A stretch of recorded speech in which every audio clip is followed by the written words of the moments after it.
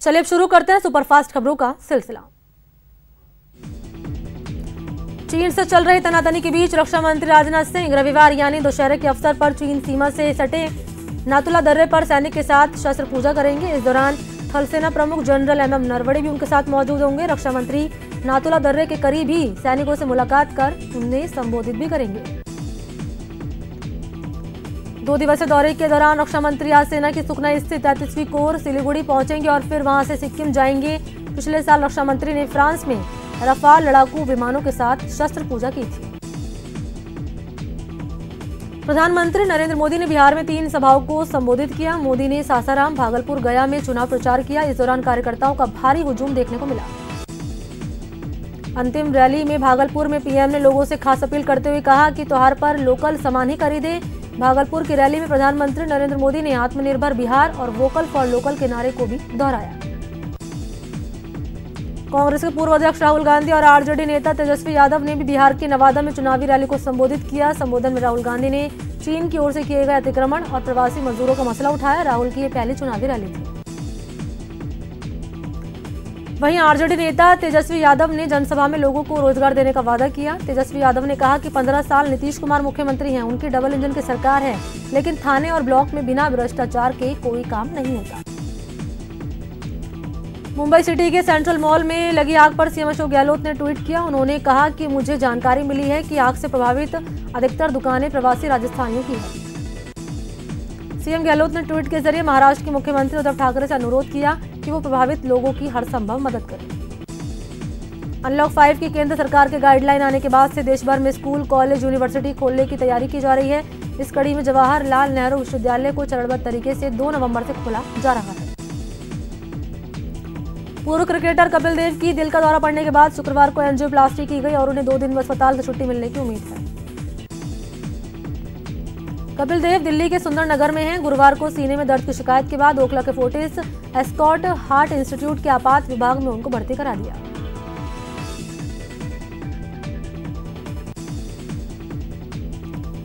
प्रदेश में 3 चरणों में स्कूल खोल सकते हैं, जिसकी शुरुआत नवंबर से हो सकती है। सीएम अशोक गहलोत और शिक्षा मंत्री ने मिलकर एसओपी तैयार कर ली। आज इसको लेकर फिर बैठक होगी, जिसमें स्कूल खोलने के फैसले पर मुहर लग सकती है। प्रदेश के कांस्टेबल आज वेतन ग्रेड बढ़ाने की मांग को लेकर मैच का बहिष्कार कर सकते हैं। इसको लेकर सीआईडी-सीबी ने जिला एसपी को अलर्ट किया। इसको लेकर सभी थानों के सीईओ और सीआई को अलर्ट और अधिकारियों को अपडेट करने के आदेश दिए गए। आपको बता दें कि कांस्टेबल लंबे समय से 3rd ग्रेड टीचर्स के सम्मान अपनी ग्रेड पे 2400 से बढ़ाकर 3600 करने की मांग कर रहे हैं और वित्त विभाग ने कांस्टेबल की मांग को युक्ति संगत नहीं मानते हुए मानने से इनकार कर दिया। मरुधरा में शहर की सरकार के लिए कांग्रेस ने जयपुर के दोनों नगर निगम के लिए घोषणा पत्र जारी किया। नगर निगम चुनाव के लिए जारी इस घोषणा पत्र को पार्टी ने संकल्प पत्र का नाम दिया। संकल्प पत्र में कुल 41 बिंदुओं में जनता से विकास के किए गए वादे हैं, जिसमें अगले साल प्रशासन, शहर के संग अभियान चलाने और सीवरेज की व्यवस्था समेत अनेक वादे किए गए। कृषि विधेयक लाने के प्रस्ताव को लेकर सियासत तेज हो गई है। विधानसभा का विशेष सत्र बुलाए जाने के सवाल पर बीजेपी प्रदेश अध्यक्ष सतीश पूनिया ने राज्य सरकार को आड़े हाथों लिया और विधानसभा से पारित विधेयक की संवैधानिक मान्यता पर सवाल उठाया। निगम के रण के लिए सियासत तूफान पर है। बीजेपी लगातार सरकार को घेरने की कोशिश कर रही है। इस सिलसिले में बीजेपी ने गहलोत सरकार के खिलाफ ब्लैक पेपर जारी किया। इस दौरान जयपुर बीजेपी ऑफिस में प्रदेश अध्यक्ष सतीश पूनिया, केंद्रीय मंत्री अर्जुन राम मेघवाल समेत कई दिग्गज नेता मौजूद रहे। जयपुर में बीजेपी ने कांग्रेस के खिलाफ ब्लैक पेपर जारी किया। इस मौके पर बीजेपी के प्रदेश अध्यक्ष सतीश पूनिया ने प्रदेश सरकार पर जमकर निशाना साधा और कहा कि निगम चुनाव में आमने सामने का मुकाबला होगा। प्रदेश में अव्यवस्थाओं का आलम होने की भी उन्होंने बात कही। इस मौके पर केंद्रीय मंत्री अर्जुन राम मेघवाल ने प्रदेश सरकार पर कृषि कानून को गुमराह करने का आरोप लगाया। उन्होंने कहा कि सीएम नया कानून लाने की बात कर रहे हैं, लेकिन उससे पहले सरकार को संवैधानिक प्रावधान को भी देख लेना चाहिए। पंजाब के राज्यपाल वीपी सिंह 2 दिन के भीलवाड़ा दौरे पर कल अपने पैतृक बदनौर पहुंचे। यहां पर उन्हें हेलीपैड पर गार्ड ऑफ ऑनर दिया गया। वीपी सिंह अपनी पत्नी के साथ बदनौर आए हैं। बीकानेर गौ सेवा समिति के 1200 करोड़ के अनुदान मामले में हाईकोर्ट ने सुनवाई की। इस मामले में हाईकोर्ट ने सरकार को नोटिस जारी किया। मामले की अगली सुनवाई 9 नवंबर को होगी। मामले में सूरजमल सिंह नीमराणा ने याचिका दायर की।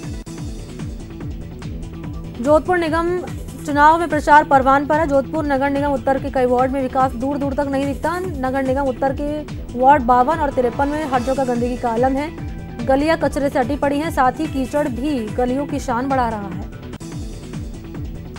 एक बार फिर प्रदेश में फेस्टिव सीजन में मिलावटखोरों के खिलाफ सघन अभियान शुरू होने वाला है। 26 अक्टूबर से प्रदेश में शुद्ध के लिए युद्ध का अभियान का आगाज होगा, जो कि 14 नवंबर तक चलेगा। बाकायदा मुख्य सचिव राजीव स्वरूप ने सचिवालय में वीसी के जरिए बैठक लेकर सभी जिला कलेक्टर से संवाद किया। शुद्ध के लिए युद्ध अभियान के तहत मिलावटखोरों पर त्वरित ठोस कार्रवाई के निर्देश दिए। कोरोना महामारी को देखते हुए आतिशबाजी पर पूरी तरह से रोक लगाने के मामले में हाईकोर्ट ने नोटिस जारी कर दिया है। कोर्ट ने मामले में नोटिस जारी करते हुए सरकार से पूछा कि क्यों न इस बार दशहरे दीपावली पर होने वाली आतिशबाजी पर पूरी तरह से रोक लगा दी जाए। राजस्व मंत्री हरीश चौधरी 2 दिवसीय बीकानेर के दौरे पर है। वहीं उन्होंने इस दौरान राजस्व विभाग के अधिकारियों के साथ मीटिंग भी की। राजस्व मंत्री हरीश चौधरी ने जिला कलेक्ट्रेट पर पहुंचकर हस्ताक्षर अभियान में अपनी भागीदारी निभाई। बूंदी के केशवराय पाटन क्षेत्र के दौरे पर आए संभागीय आयुक्त ने चंबल बाई मुख्य नहर के टेल क्षेत्र की नहरों में जल प्रवाह का जायजा लिया। निरीक्षण के दौरान संभागीय आयुक्त ने निर्देश दिए कि टेल क्षेत्र के काश्तकारों को पूरी क्षमता के साथ सिंचाई का पानी मिले। सवाई माधोपुर में किरोड़ी लाल के समर्थकों ने दौसा सांसद जसकौर मीणा के खिलाफ जमकर विरोध प्रदर्शन किया। रणथंभौर सर्किल पर किरोड़ी समर्थकों ने जसकौर के खिलाफ जमकर नारेबाजी की और जसकौर मीणा का पुतला फूंका। दौसा से बीजेपी सांसद जसकौर मीणा के विवादित बयान के बाद सांसद किरोड़ी लाल मीणा के समर्थकों में आक्रोश है। लालसोट में बीजेपी कार्यकर्ताओं ने प्रदर्शन किया और सांसद जसकौर मीणा के खिलाफ नारेबाजी कर पुतला फूंका। झुंझुनू में पंचायत सहायकों ने नियमित करने की मांग को लेकर प्रदर्शन किया। जिला अध्यक्ष प्रवीण जसरापुर के नेतृत्व में ये प्रदर्शन किया गया। भरतपुर में 2 स्वास्थ्य अधिकारी को एपीओ करने के बाद नर्सिंग स्टाफ और मंत्रालय कर्मचारियों ने विरोध शुरू कर दिया। नाम ज्ञापन सौंपकर सीएमएचओ कप्तान सिंह को वापस इसी पद पर लगाने की मांग की। बूंदी में नियमित करने की मांग को लेकर सड़कों पर उतरे विद्यार्थी मित्र और पंचायत सहायकों ने जिला कलेक्ट्रेट पर प्रदर्शन कर विरोध जताया। Rajasthan state roadways employees union AITUC ने श्रीगंगानगर रोडवेज डिपो के मुख्य प्रबंधक कार्यालय पर अपनी मांगों को लेकर प्रदर्शन किया। इस दौरान प्रदर्शनकारियों ने 11 सूत्री मांगों को लेकर रोडवेज मुख्य प्रबंधक को ज्ञापन दिया। प्रदर्शनकारियों का कहना था कि रोडवेज प्रबंधन उनकी मांगों से उदासीन बना हुआ है और कई बार ज्ञापन देने के बावजूद सुनवाई नहीं कर रहा। कोटा में गुरुवार को 2 वकीलों के निधन के चलते न्यायिक कार्य को स्थगित रखा गया। इस दौरान अभिभाषक परिषद की ओर से दिवंगत वकीलों के निधन पर शोक सभा का आयोजन किया गया। प्रदेश व्यापी आह्वान पर झुंझुनू में भी एसई कार्यालय के सामने बिजली कर्मचारियों ने धरना देकर प्रदर्शन किया। विद्युत श्रमिक महासंघ के आह्वान पर दिए गए धरने का नेतृत्व जिलाध्यक्ष देवकरण सैनी ने किया। तारानगर के जोधपुर डिस्कॉम कार्यालय में राजस्थान विद्युत श्रमिक महासंघ के बैनर तले निजीकरण के विरोध में धरना दिया गया। धरना स्थल पर महासंघ की ओर से निगम कार्मिकों की बैठक हुई, जिसमें रणनीति तैयार की गई। यहाँ रुकना छोटे से ब्रेक के लिए।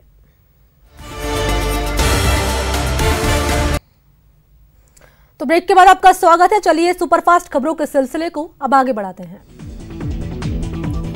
उदयपुर में रेस्टोरेंट में भीषण आग लग गई, जिससे रेस्टोरेंट का सामान जलकर खाक हो गया। सूचना पर पहुंची फायर ब्रिगेड की टीम ने रेस्क्यू किया।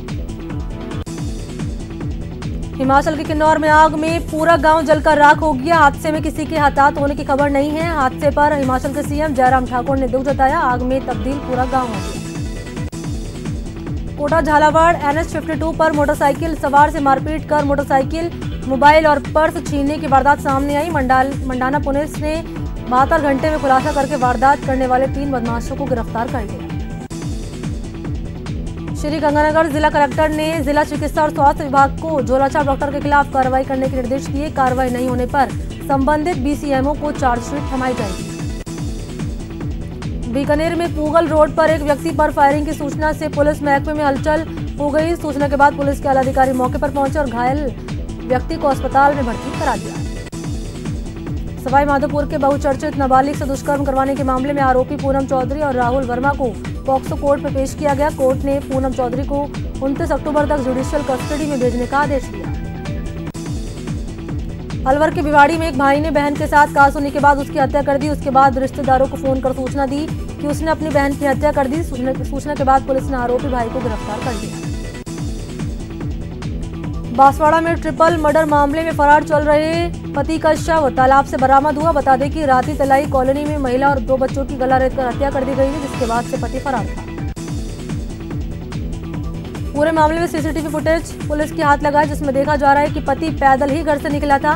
फिलहाल पुलिस और भी पहलू पर जांच कर रही है। झालावाड़ की कामखेड़ा थाना पुलिस और जयपुर डिस्कॉम की संयुक्त टीम ने कार्रवाई करते हुए 6 अवैध ट्रांसफार्मर जब्त किए। मामले में 3 के खिलाफ एफआईआर भी दर्ज हुई। भरतपुर में शक्ति भोग आटा कंपनी के एमडी और उसके 2 बेटे गिरफ्तार किए गए। इनके खिलाफ पहले भी कई मामले दर्ज हैं। इन लोगों ने करीब 12 करोड़ का गेहूं खरीदने के नाम पर चेक पकड़ा दिया। सारे चेक फर्जी निकले। उत्तर प्रदेश के मथुरा से भरतपुर आए 7 बदमाशों ने लड्डू खिलाकर परिवार को बेहोश कर दिया। बदमाश परिवार के साथ लूट की वारदात को अंजाम देने की नियत से आए थे, लेकिन घर में पैसे न मिलने पर 2 मोबाइल और अन्य सामान लेकर फरार हो गए। टोंक के देवली थाना क्षेत्र के दलावासा गांव के पास अधजला शव मिलने से सनसनी फैल गई। सूत्रों की माने तो मामला हत्या का है। तो इसी के साथ इस बुलेटिन में इतना ही। नमस्कार।